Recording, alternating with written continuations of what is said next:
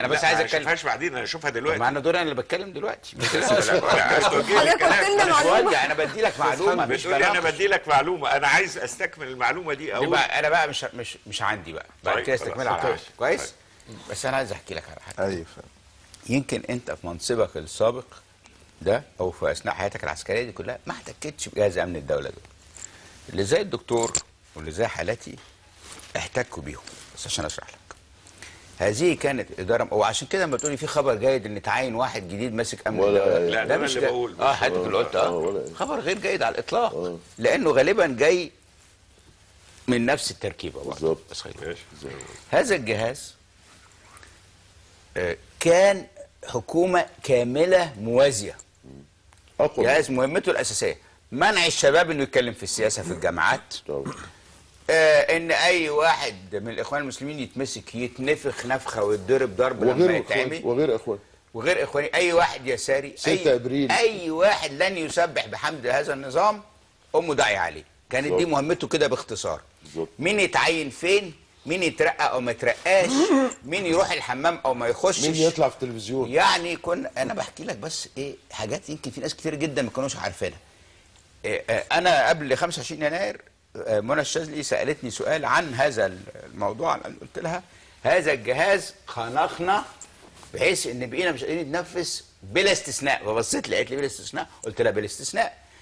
يعني مثلا كان في القناه هنا يعرفوا ان احنا عازمين حد من الاخوان المسلمين مثلا، ابص الاقي التليفونات كلها ونظبط لا مؤاخذه يعني درجته وكفاءته الثقافيه والعلميه لا ترتقي لواحد من المليون من ثقافتي انا واللي انا قريته. بيكلمني انا يقول لي ما يجيش.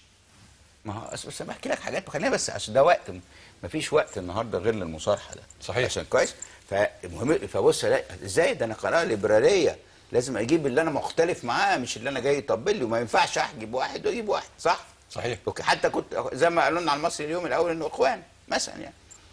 فالمشكله النهارده مش في فصل الجهاز ده ونوديه حته ثانيه. المشكله ان لابد من اعاده صياغه دوره. وانا رايي الشخصي دي اللي انا قلته عقيده الجهاز لا يخرج دوره عن مكافحه الارهاب وقتل الابرياء فقط لا غير. صحيح. انما انه يدير الجامعات ويدير المؤسسات الاعلاميه ويتدخل في البيزنس ويتدخل في البورصه ويتدخل، دي مش كانتش موجوده غير هنا. والتعذيب يا باشمهندس. بالظبط. والتعذيب بالظبط. يعني هل حضرتك دكتور شفيق، لا انا بس عايز اسال، هل حضرتك لما كنت وزير سيادتك في الحكومه حسني مبارك هل ما سمعتش خالص ان في تعذيب في امن الدوله؟ ماليش فيها علاء، ما سمعتش خالص. ماليش فيها. طيب يعني دكتور شفيق يعني خلينا نقول انت لك انك تحاسبني من اليوم. طيب احنا بنقول بقى انت لك ان تحاسبني باليوم. هو انا بقوله ايه؟ عشان كده بقول لك انت متعجل في الحكم ليه؟ انا مش متعجل. انت بتقول له حاجات ما قالهاش دايما يا دكتور. انا عايز اقول والله انا بقول متعجل في الحكم، هي دي مالهاش لازمه. بقول كلمه متعجل في الحكم دي كلمه عامه. لا هو ما تعنيش معلومه. بص انا بقول ايه؟ بقول انت لك ان تحاسب النظام من اليوم. احنا بنقول امن الدوله اصبح نتمنى انه ينفصل لو انفصل، وله دور جديد لا يخرج عنه. الكلمه دي صح ولا غلط؟ ما ده بقى الكلام المرسل اللي حضرتك قلت في الاول، هو ده اسمه الكلام المرسل. طب ممكن انا عندي هنا سؤالين لو تسمحوا اللي هو حضرتك تقول لي لازم امن الدوله يبقى كويس ويبقى عظيم. لا ما يبقاش كويس وعظيم، يبقى مسؤول عن الف ب. يا فندم سيادتك توليت رئاسه الوزراء يوم 29 يناير، تمام؟ كويس. حلو قوي. من 29 يناير لغايه دلوقتي مطالب الثوره واضحه جدا. حضرتك لغايه اخر لحظه قلت ان حسني مبارك لن يتنحى، وطبعا انا مختلف في ان موضوع هايد بارك والبونبوني ده كان دعابه. انا مش شايف انها الحقيقه دعابه، واخد بال حضرتك؟ او لا ما تقولش حاجه غير ما شرحها دكتور علاء معلش عشان قبل ما انا بس عايز اتكلم في نقطه واحده. استنى بس يا ست، بتتكلم كويس قوي، انا بتكلم كويس قوي. ماشي يعني راعي الموضوع. انا عايز اقول لك ممكن قبل ما نروح للهايد بارك. انا عايز لا مش هروح لهايد بارك. انا عايز ارجع لامن الدوله بسؤالين ارجوك. اولا الغاء مباحث امن الدوله، ده كان مطلب من مطالب الثوره.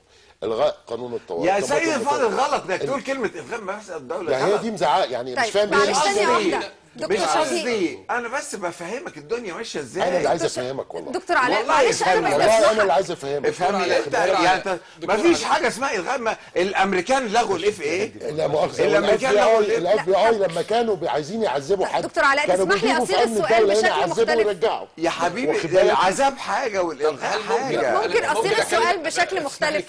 كلمه واحده بس، انتوا- كلمه واحده وهديك هل تقبل مني انه ان انضم اليك في المطالبه بالغاء جهاز امن الدوله؟ لا اضيف بس كلمتين عليه. الالغاء دي بتزعل السيد شفيق. معلش لا مش عشان- اكمل بس السؤال معلش. اغلاق يا سيدي، بلاش أوكي. الغاء. الغاء امن الدوله بشكله الحالي، اه بس اضيف الكلمتين بس دول. كده. اوكي. لا هو مش هل هيوافق. لا بشكله الحالي. بيقول له بشكله اللي هو الحالي. ايه بقى؟ السؤال ده أنا حضرتك بتقول لي، معترض. حضرتك قلت لي انا ما والله سمعتش هو ان في شكله تعذيب. بلاش نسميه امن شكله الدوله. طبيعي. ما هو نتفق على دي، نروح على السؤال إكس. الثاني. نسميه زد. هي المشكله مش في الاسم طبعا. تاني برضو انا عايز اقول ايه، المشكله في جوهر هو دوره ايه بالظبط كده. لعب دور غلط نوقفه. اه لكن هل احنا محتاجين لجهاز امني ولا لا؟ نحتاج. يعمل ايه؟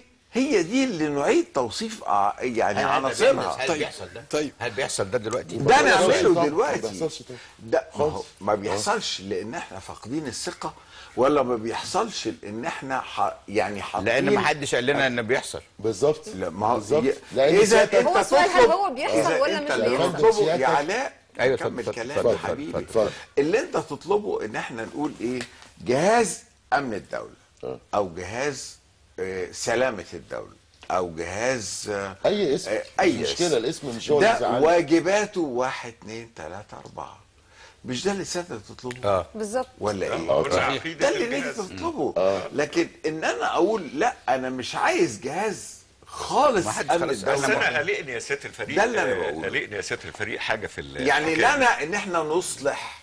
طيب اذا كان حاجه غلط نصلح. اسمح لي، سيادتك كرئيس وزراء مصر، مش حضرتك مسؤول سياسيا واداريا عن الوزراء اللي بيشتغلوا مع حضرتك؟ أيوة. حلو قوي. أيوة. السيد وزير الداخليه اللي هو تابع سياسيا واداريا لحضرتك، ايوه.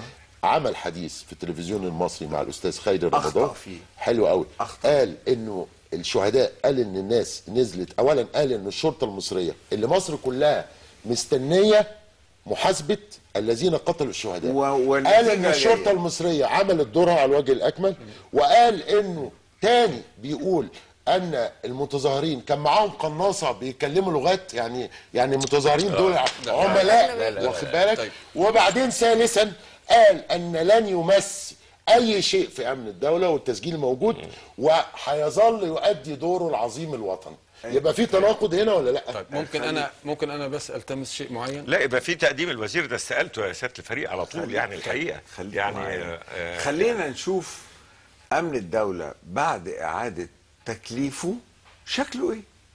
يا اما باس يا مش باس، يا جو يا نجو، يا ابيض يا اسود. بعد اعاده تكليفه بمعنى تكليف يعني رئيس جديد صياغة للجهاز، دور ولا بقى. اعاده اللي تكليف هو اعاده بمعنى صياغه إيه؟ دوره. صياغة طيب الدور. هو ده تحديدا اللي احنا عايزين طب احنا نتكلم عايزين من فيه. حضرتك هو دلوقتي السؤال- فرصه انك معانا، معلش وزير الداخليه مش معانا، فرصه ان انت اللي معانا، عايزين وجهه نظرك في دوره هيكون ايه؟ دوره ما يتعلق بامن الدوله وهنوصفه ونقوله. لا انا عايز الحرص. هو نفس ما هو بيقول ان دوره برضو اللي فات كان امن الدوله برضو. يبقى يعني الموضوع، ما هو احنا قصدنا امن دوله وهو قصده امن دوله تاني. استنى بس بالتفصيل نقول 1 2 3 4 شيء يعرض على الجمهور ويبقى معروف ان ده دور امن الدوله. يوم ما بلاش نسميه امن الدوله، اما يتخطى دوره يبقى الموضوع تاني. يعني طيب دكتور الفريق احنا شفيق، يسري كان دلوقتي- بيبحث بنتناقش عن دلوقتي منشط. على اساس بنتناقش دلوقتي على اساس الوزير هيعمل ايه ومش هيعمل ايه. ايوه. الارضيه دي غير صالحه سياده الفريق اطلاقا. يعني ايه الارضيه غير صالحه؟ يعني ارضيه النقاش على اساس انه الوزير ده اللي بنناقشه والوزير ده اللي عايزين الوزير منه اللي حضرتك اقتراحات. بتقول بنناقشه ده قعد امبارح مع الشباب اللي اصغر منك جيلا واكثر استعدادا ومطالبا. قعدوا معاه وقعدوا معاهم النهارده الصبح في الفور سيزون وبيكونوا لجان يقعد شعبيه معاهم في عشان الميدان يا فندم، مش في الفور سيزون. مش هو اللي قاعد معاهم فور فور سيزون. سيزون. فور سيزون مش كويس عايزين برضه. نمسك في حاجه يعني. لقوا قاعه في الفور سيزون بقى دخل بقى ده طريق المناقشه معلش. بقى ده كلام نقول فور سيزون معلش نقول لا فور تفرق. سيزون. معلش. قعدوا النهارده لانهم ما لقوش في الحته الفلانيه قاعه، لقوها في الحته الفلانيه. مش مشكلة طيب. خالص. انا عديت عليهم الصبح، خلينا بس نمسك الموضوع عقلاني. لقيتهم قاعدين مجموعه ظريفه جدا فيها كل اطياف المجتمع وفيها ناس من الشرطه، قاعدين يعملوا زي الدول المتحضره ما عامله لجان شعبيه مختلطه من الشرطه ومن الشعب، اللي هي لو حصل خلاف ما بين الشرطه، نقطه شرطه وراجل مواطن، حصل بينهم خلاف، المرجعيه لهذه اللجنه زي يا فندم، المشتركه. وهي ملهاش اي صلاحيات قانونيه. هو الموضوع اصله نعمل لها صلاحيات قانونيه. بس يعني أنت نقطة دلوقتي- نظام، اللجان الشعبيه دي بتقلقني الشعبية شويه دي بتاعت لانه القذافي. اللجان نعمل الشعبيه لها لا، هو لازم نظام نسميها بس. لجان شعبيه علاء، لا خلاص نسميها اكس، ولكنها تبقى هي الفيصل. هو انت بره المحكمين الاشراف او القضائي دي واحده الكامل فندم. على اداء الشرطه يا فندم، دي حاجات في الديمقراطيه، يا حبيبي دي حاجات في النظام استنى بس، السياسي.